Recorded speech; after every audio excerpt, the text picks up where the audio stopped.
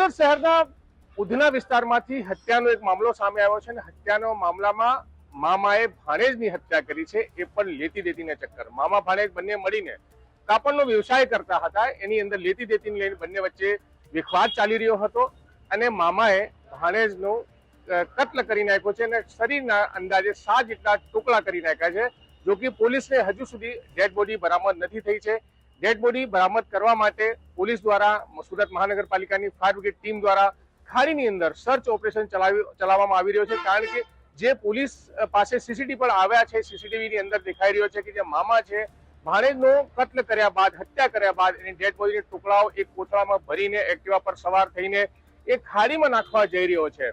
શરૂઆતમાં તો પોલીસને આ ઘટના સંબંધિત ખબર ન હતી, કારણ કે હત્યા કર્યા બાદ મામા ઘરમાં જ રહ્યો હતો અને ઘરવાળા જે ભાણેજ છે એના ઘરવાળાને કશું કહ્યું ન હતું. પણ જ્યારે ગુમ થયો હતો જે ભાણેજ, એના પરિવારજનોએ પોલીસ સ્ટેશન જવાની વાત કરી હતી ત્યારે મામાએ કહ્યું હતું કે મારે પોલીસના ઝઘડામાં પડવું નથી, તમારે જ્યાં શોધવું હોય તો શોધવા જજો. એટલે આ વાત ગુમશુદા, મિસિંગ એટલે કે જે ભાણેજ મરનાર છે એના પરિવારજનોએ પોલીસને કહ્યું હતું. ત્યારબાદ પોલીસની શંકાની સોય મામા ઉપર ગઈ હતી અને મામાને બોલાવીને પૂછપરછ કરતા સમગ્ર હત્યાકાંડનો મામલો સામે આવ્યો હતો. આ મામલે ડીસીપી ડોક્ટર કાનન દેસાઈ શું કર્યા છે તે આપ સાંભળો.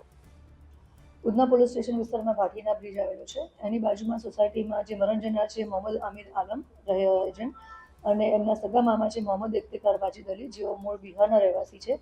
બંને મામા ભત્રીજા બિઝનેસ પણ સાથે કરતા હતા, જેમનું ખાતાનું બિઝનેસ છે, જેઓ દુપટ્ટા અને લેગિંગ્સનું સિલાઈનું કામ પણ કરે છે. એમની પાસે સિલાઈના મશીન્સ પણ છે. બંને બિઝનેસમાં પણ સાથે પાર્ટનર્સમાં હતા અને એક જ રૂમમાં રહેતા હતા. એ બંને વચ્ચે બિઝનેસની પાર્ટનરશિપ ખતમ કરવા બાબતે મામાને પોતાને અલગથી બિઝનેસ કરવો હતો અને ફાઇનાન્શિયલ એ લોકો વચ્ચે જે મનમુટાવ હતો એ ક્લિયર કરવા માટે છેલ્લા કેટલા વખતથી આરોપી જે એમના સગા મામા છે મોહમ્મદ ઇફ્તિકાર વાજીદ એ કહી રહ્યા હતા, પરંતુ મરણ જનારે એ બાબતે કોઈ સોલ્યુશન ન લાવતા આરોપી ગુસ્સામાં આવી જઈ અને બંને સાથે જ રહેતા હતા. તો સોમવારના સવારે માથામાં હથોડા વડે હથિયારથી હુમલો કરી અને એનું મર્ડર કર્યું હતું અને બાકીના જે વેપન્સ છે એનાથી બ્રુટલી એમના બોડી પાર્ટ્સને નાશ કર્યો હતો. બોડી પાર્ટ્સ જે છે એ પોતે એક થેલામાં ભરી અને ભાટીના બ્રિજ પાસેનું જે ખાડી છે એમાં નાખવા જાય છે. એના પણ સીસીટીવી ફૂટેજ અમે કવર કર્યા છે. જે હથોડા વડે અને વેપન વડે એમને બ્રુટલી આ મર્ડર કર્યું છે. વેપન્સ પણ પોલીસે કબજે કર્યા છે.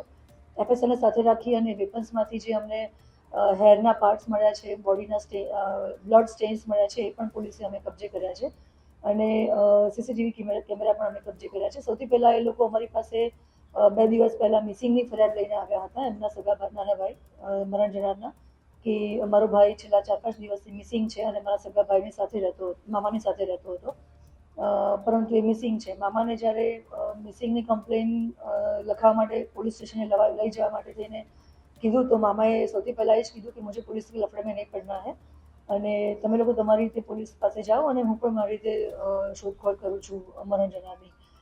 જ્યારે પોલીસ પાસે એમના મરણ જનારના સગાભાઈ મિસિંગની કમ્પ્લેન કરવા માટે આવ્યા હતા ત્યારે ઇન્ટ્રોગેશન કરતાં જ લાસ્ટ સીન ટુગેધરમાં મામા ઉપર શક જતા મામાને સૌથી પહેલાં અમે પોલીસે બોલાવ્યા અને મામાનું જ્યારે પ્રાઇમરી ઇન્ટ્રોગેશન ચાલુ હતું એમાં જ મામા તૂટી ગયા હતા અને હી કન્ફેસ કે આ રીતે અમારે જે ફાઇનાન્શિયલી ડીલિંગ અને પાર્ટનરશિપમાં મનમોટાવ ચાલતો હતો એમાં ગુસ્સામાં આવી અને મેં એનું મર્ડર કર્યું છે અને વેપન્સ આ રીતે અહીંયા નાખી દીધા છે અને આ રીતે જે બોડી પાર્ટ્સ છે એ પણ અમે ડિસ્ટ્રોય કર્યા છે.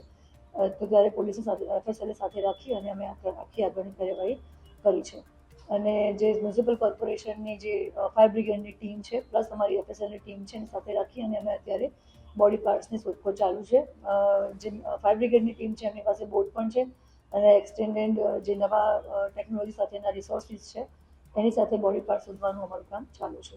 મેમ, મર્ડરનું પ્લાનિંગ કેવી રીતે એમને કર્યું હતું અને પુરાવાનો નાશ કરવા માટે કઈ રીતે એને સર્ચિંગ હતા? જે બોડી પાર્ટ્સ છે એને પુરાવાનો નાશ કરવો છે એ બાબતનું છેલ્લા 30 દિવસથી એણે R&D કર્યું છે, આખું સર્ચ કર્યું છે. મટીરિયલ પણ યુઝ કરતા હતા આરોપી, એ કઈ રીતે મર્ડર કરવું જેના કારણે પુરાવાનો નાશ થાય, પોલીસ પહોંચી શકે નહીં, પોલીસ પહોંચે અમારી સાથે ઇન્ટ્રોગેશનમાં પહોંચે તો પણ એનું કોઈ એવિડન્સ ના મળે, એનું નિકાલ કેવી રીતે કર્યું, આ તમામ એણે સ્ટડી કર્યું છે અને સ્ટડીના અંતે એણે આ અંજામ આપ્યું છે.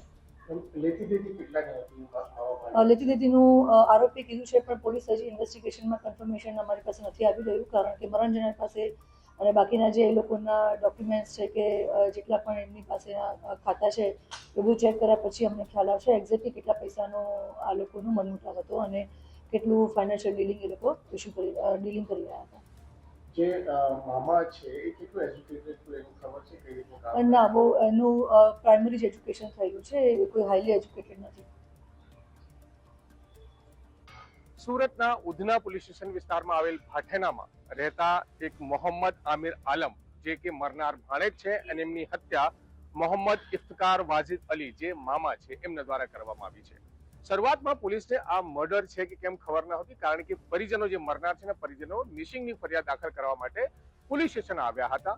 ત્યારે એમને જણાવ્યું હતું કે મામા ભાણેજ મળીને સાથે કામ કરતા હતા અને ત્યારે જ આ જે ભાણેજ છે ગાયબ થાય છે ને ત્યારે જે મામાને પૂછપરછ કરવામાં આવે છે તો કહે છે કે અમને ખબર નથી ક્યાં ગયો છે, તમારે પોલીસ સ્ટેશન નથી આવવું. એટલે પોલીસ સ્ટેશન આવવાની ના પાડતા જે વાત પરિજનોએ પોલીસને કરી હતી ત્યારે પોલીસે મામાને હિરાસતમાં લીધું હતું, પૂછપરછ હાથ ધરી હતી. ત્યારે સમગ્ર મામલો હત્યાનો સામે આવ્યો હતો. જો કે હજી સુધી ડેડ બોડી પોલીસને મળી આવેલ નથી. હત્યા કરવા પહેલા મામા જે છે ખૂબ સર્ચિંગ કરે છે, કેવી રીતે મર્ડર કરી શકાય છે, કેવી રીતે પુરાવાનો નાશ કરી શકાય છે. તો આ ખૂબ ઝીણવટ રીતે હત્યા કરવામાં આવી હતી, ખૂબ ઠંડા કલેજાથી હત્યા કરવામાં આવી હતી. પણ પોલીસના હાથે મામો હવે ઝડપાઈ ગયો છે. હત્યા ખરેખર ફાઇનાન્શિયલી લેતી દેતીમાં થઈ છે કે બીજું કોઈ કારણ છે એને લઈને પોલીસ તપાસ કરી રહી છે. સંજયસિંહ રાઠોડ, ગુજરાત તક, સુરત.